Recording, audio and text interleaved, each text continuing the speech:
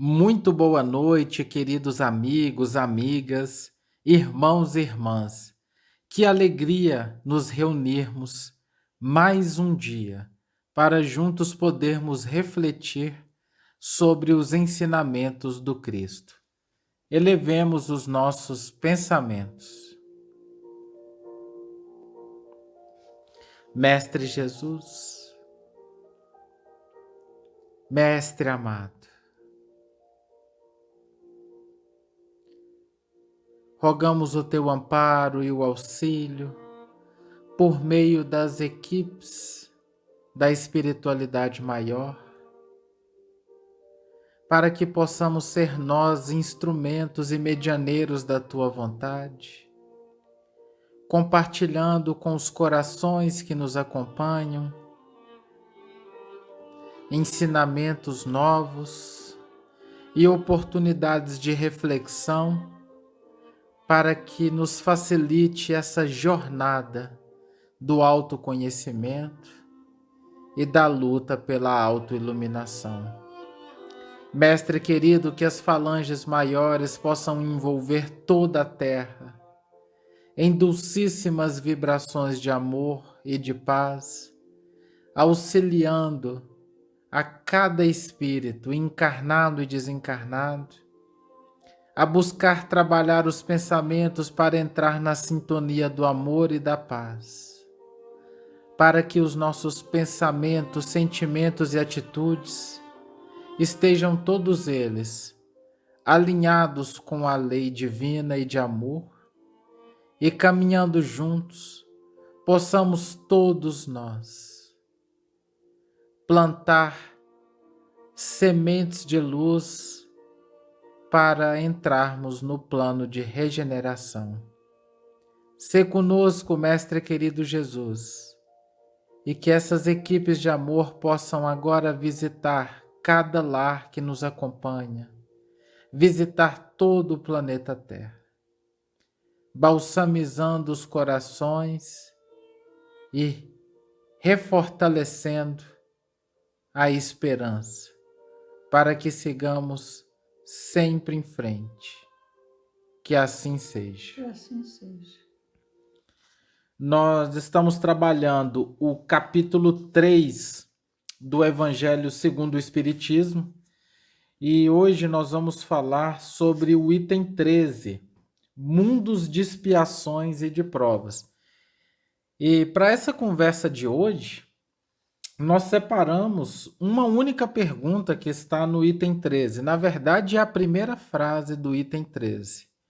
E nós entendemos que ela é mais do que necessária para iniciarmos essa reflexão.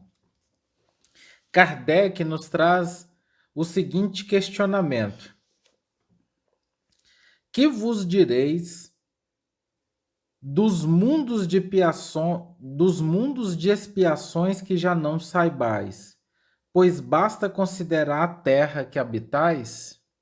Novamente. Que vos direis dos mundos de expiações que não saibais, pois basta considerar a terra que habitais? Daremos início ao nosso estudo com duas questões do Livro dos Espíritos, que está no item, no livro 2, capítulo 4, Pluralidade das Existências. Então, na questão 172, nossas diferentes existências corporais se passam todas sobre a Terra? Não, não todas, mas nos diferentes mundos. A que passamos neste mundo, neste globo, não é a primeira nem a última, e é uma das mais materiais e das mais distanciadas da perfeição. E na questão 174, voltar a habitar a Terra é uma necessidade? Não. Mas se não progredistes, podereis ir para outro mundo que não seja melhor e que pode ser pior. Essas perguntas aqui iniciais trazidas, elas já dão a tônica dessa reflexão no sentido de nós tirarmos qualquer escama dos nossos olhos, no sentido de perceber que nós não somos o centro do universo, que a Terra, o planeta Terra, esse mundo em que nós habitamos, é um mundo de provas e expiações, ou seja, dentro da escala evolutiva, nós estamos nos passos iniciais. A Terra, essa estrutura no qual nós estamos inseridos neste momento, é um dos mundos menos desenvolvidos do universo. É fundamental nós termos essa concepção para que a gente consiga quebrar em nós o orgulho e o egoísmo. Quantos de nós não nos achamos? Quantos de nós não nos sentimos superiores? Há pouco tempo atrás, a Terra, né, os estudiosos entendiam que nós éramos o centro do universo. Era defendido que o Sol girava em torno de nós. E até hoje há inúmeras discussões como se somente a Terra fosse habitada em todo o universo. Olha o quanto nós ainda temos de orgulho e de egoísmo para trabalhar em nossos corações enquanto coletividade, pelo fato de nós nos sentirmos superiores e nos sentirmos tão bons. Mas, na verdade, nós precisamos evoluir e muito. E se a gente não reconhecer a nossa necessidade de evolução, nós vamos ficar parados, atravancados. Se nós entendermos que nós já somos bons, é como se nós estivéssemos com um copo cheio d'água. Então não cabe mais nada. Esse é o nosso grande equívoco. Esse é o nosso grande erro. Então, o primeiro ponto que a gente precisa estabelecer para, a partir daqui, continuar, está vinculado ao fato de nós entendermos que nós não somos o centro do universo. Nós ainda temos muito a evoluir e, portanto, ainda temos muito a trabalhar no que tange ao egoísmo e ao orgulho. Tanto assim que nós precisamos, né, atacarmos a raiz do mal, que é o orgulho e o egoísmo. Aí achamos, enquanto na Terra estamos, que isso é impossível de ser resolvido. Mas, para ilustrar um pouco a nossa reflexão, eu vou ler um pequeno conto que está no livro Que Bicho Ainda Existe em Você, de Mariana Beira e Cristiane Lenze Beira. Então vamos lá. Quando o último branco de neve desapareceu da paisagem, os animais já comemoravam o tão esperado início da primavera.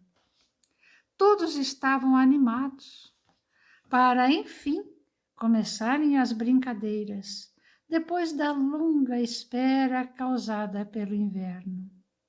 As flores desabrochavam, enfeitando o ambiente com uma aquarela de cores, e as águas do riacho voltavam a correr, espalhando alegria. E, para decidir qual seria a primeira atividade em conjunto, eles se reuniram a fim de que cada um pudesse dar a sua opinião. O tatu sugeriu o esconde-esconde. Já o sapo preferia a pula-sela Mas a brincadeira escolhida pelo maior número de votos foi o pega-pega. Tudo combinado. Começaria com a onça como pegador, valendo tão somente a movimentação pelo chão, pois o topo das árvores ou a lagoa não eram acessíveis a alguns dos animais. Foi então que o esquilo, que até aquele momento mantivera-se calado, manifestou-se, dizendo estar descontente com o planejamento da brincadeira. Afinal, para ele, seria muito mais confortável se brincasse em cima das árvores. Disse com entonação de quem tinha certeza de que a atividade seria mudada simplesmente para satisfazer seus caprichos. Diante de tal afirmação, os outros ficaram sem reação. Ele queria mesmo que alguns deixassem de participar, para que ele não precisasse fazer tanto esforço. Discordaram imediatamente daquela ideia absurda, continuando a preparação normalmente. Esta atitude somente indignou mais ainda o esquilo, que então roubou a harmonia do ambiente com suas constantes lamentações. Ninguém aguentava mais, afinal era sempre assim. Tudo precisaria estar de acordo com os desejos dele, não importando o quão incoerente eles fossem. Insatisfeitos com a situação, o lagarto e o tatu arquitetaram uma saída. Dessa vez seria diferente. Atenderiam aos interesses do esquilo, mas também aos dos demais bichos. Assim, os sapos poderiam entrar na lagoa, as aves poderiam voar, as minhocas ir por baixo da terra e a onça poderia pegar os outros com os dentes. Surpreso com a sugestão, o esquilo desistiu da ideia, aceitando repentinamente a brincadeira como havia sido acertada inicialmente. Nessa pequena história, que parece história infantil e que não é, nós vamos observar a postura das pessoas orgulhosas e egoístas. Porque, afinal de contas, todos os animaizinhos haviam concordado, havia uma fraternidade. Iriam comemorar a chegada da primavera. Mas o esquilo queria que tudo fosse como ele queria, senão não estava bom, senão ele começaria a resmungar, a se vitimizar, a infernizar de tal forma aos outros animaizinhos, para que assim, com essa atitude, os outros acabassem por concordar. E a estratégia do lagarto e do tatu foi primorosa. Tá bom, então todo mundo pode brincar fazendo o que melhor sabe fazer. Só que aí a onça poderia comer, né? Ela poderia usar os dentes, e se usasse os dentes, ela iria comer, principalmente o esquilo. Então a gente vê na nossa sociedade as pessoas usarem da prepotência para determinar o que o outro tem que fazer.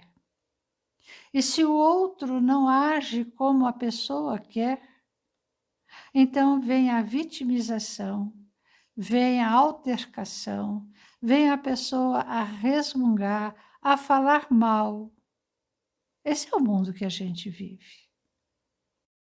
É muito interessante essa história que a Carol trouxe, porque ela contextualiza com exatidão o que é um mundo de expiações e de provas.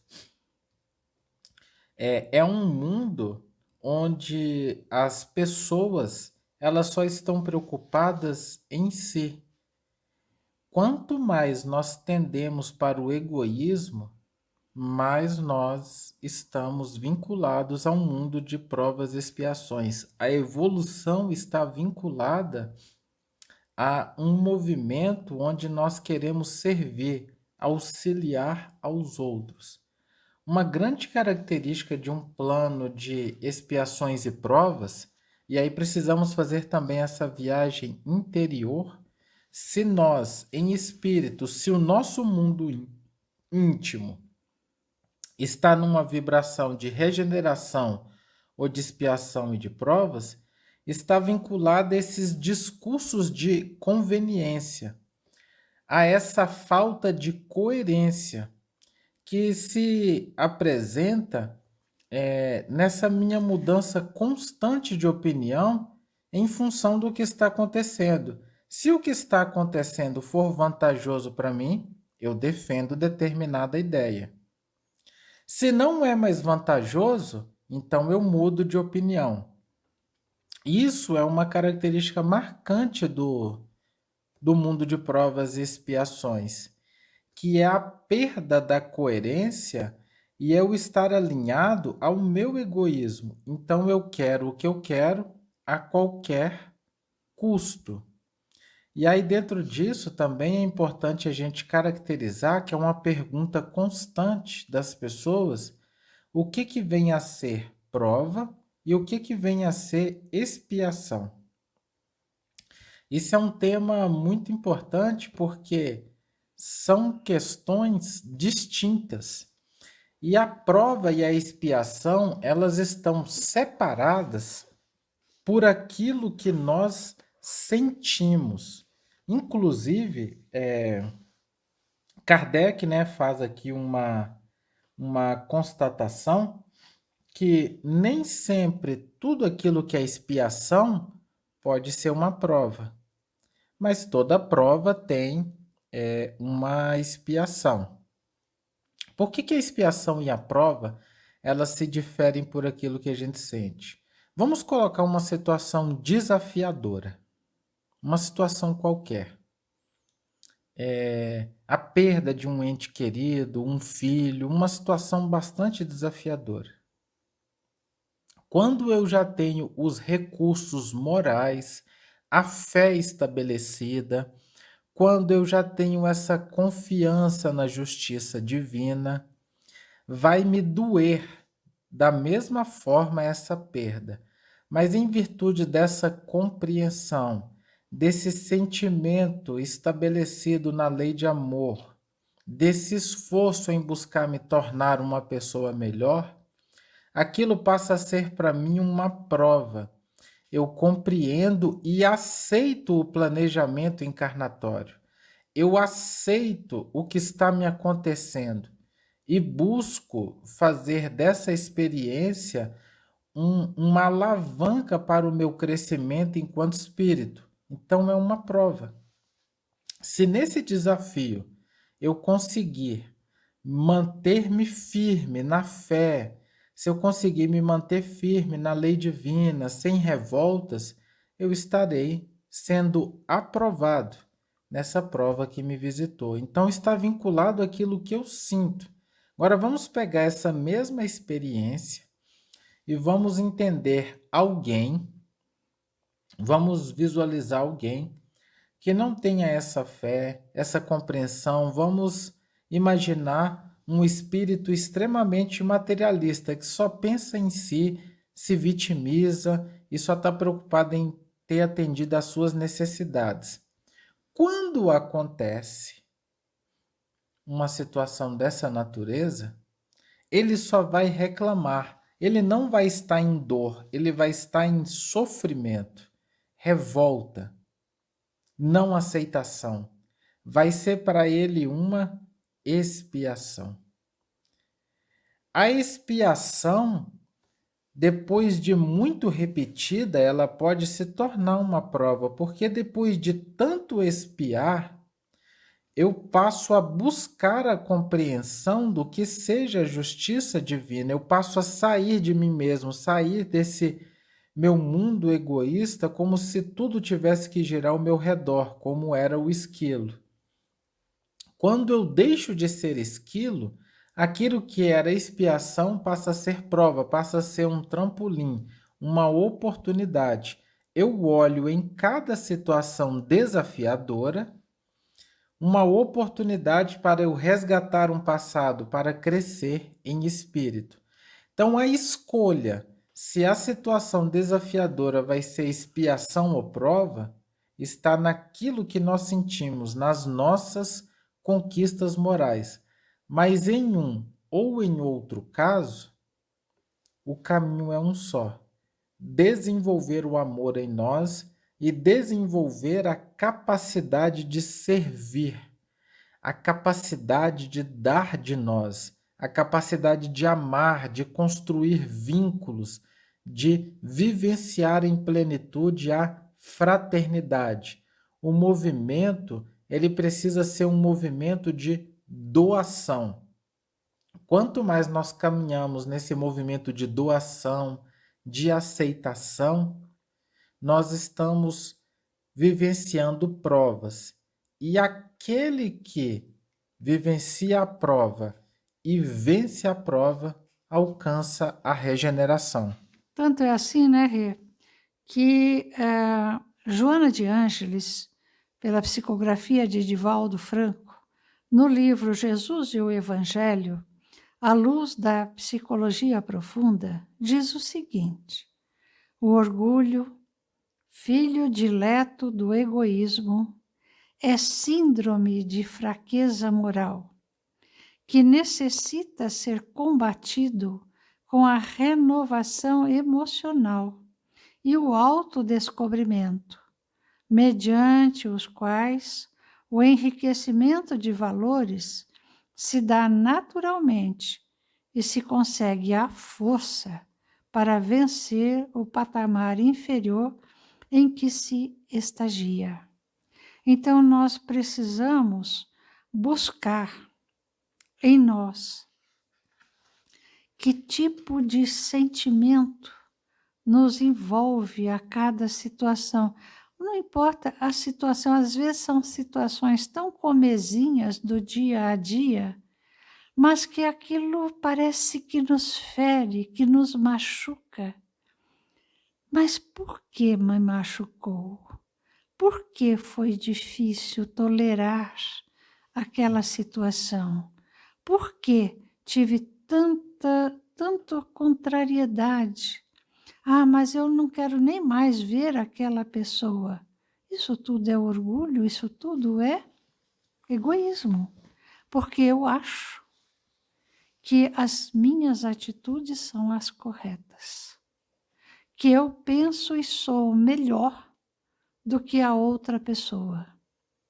E aí nós vamos nos lembrar do irmão Gabriel quando nos diz que todas as pessoas, todos nós, temos as nossas fraquezas, sim, que precisamos trabalhar, mas também temos coisas muito boas que nós precisamos nos dedicarmos a observar.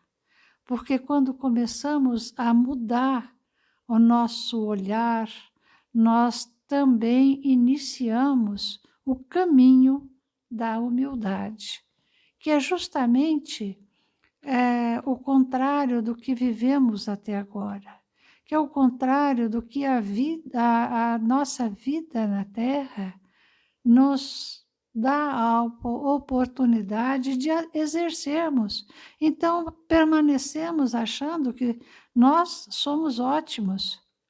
O outro é o que é ruim. Isso é orgulho, isso é egoísmo. E a terra de regeneração e paz, que principia a se iniciar, é para aqueles que conseguiram combater o mal que existe em si, que é o orgulho e o egoísmo. No livro A Caminho da Luz, logo no início do livro, logo nos primeiros capítulos, se eu não me engano, o segundo ou o terceiro, a gente já até conversou sobre isso em outros estudos, mas Emmanuel reforça a questão daqueles espíritos que foram exilados de Capela, né? Nós tínhamos ali diversos planetas na constelação do Colcheiro, o Sol de Capela, que já estava caminhando nesse período de transição com uma grande evolução, mas infelizmente milhões de irmãos ainda recalcitravam no mal, na mentira, na nessa lei de querer buscar ter vantagem em tudo, nessa questão do egoísmo. Então, o que que aconteceu? Houve uma limpeza. E todos esses que recalcitravam, que estavam nesse movimento de revolta, de não aceitação, foram retirados para que o planeta pudesse seguir na sua evolução natural. E foi aí que Jesus nos recebeu. E a palavra para ser usada é essa mesmo. O pronome é esse mesmo. Nos recebeu, porque nós somos esses exilados de Capela. Nós viemos de lá e não quisemos aceitar essa proposta de viver no bem, no servir e no amor. E nós estamos de novo passando por um período de transição, mais uma vez. Será que nós vamos continuar como se fosse uma criança mimada que não aceita a educação amorosa do pai, que só quer ver o filho crescer e conquistar o sucesso e a vitória na jornada? Até quando nós vamos continuar com esse movimento infantil, pueril de revolta e vamos permanecer nessas escolhas equivocadas do egoísmo e do orgulho? São questionamentos que agora precisam reverberar forte no nosso coração. Nós precisamos de uma vez por todas sair da expiação e escolher entrar no regime de provas para que possamos alçar para um plano de regeneração. Nós precisamos voluntariamente, é tempo de decisão, precisamos todos nós olhar as dificuldades, os desafios que nos visitam como oportunidades divinas, abrir o nosso coração, aceitar e nos entregar e, acima de tudo, como nos coloca Jesus, a tudo dai graças, e enfrentarmos as nossas provas com a alegria daquele espírito que enxerga naquela dificuldade o caminho que vai nos levar até a paz, até a luz, até a conquista da felicidade plena. Como nossa oração final, iremos ver um poema de Rabindranath Tagore. Então, quando ele chegou à minha casa, eu nada possuía para oferecer.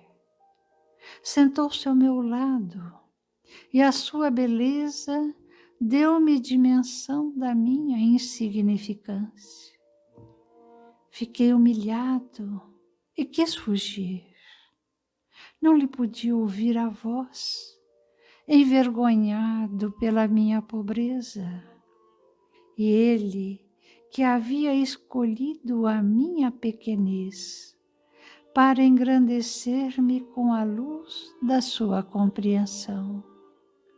Quando partiu, é que verifiquei haver nas minhas necessidades, a fortuna do orgulho que me compete vencer, a fim de que, de outra vez, ele me enriqueça de paz.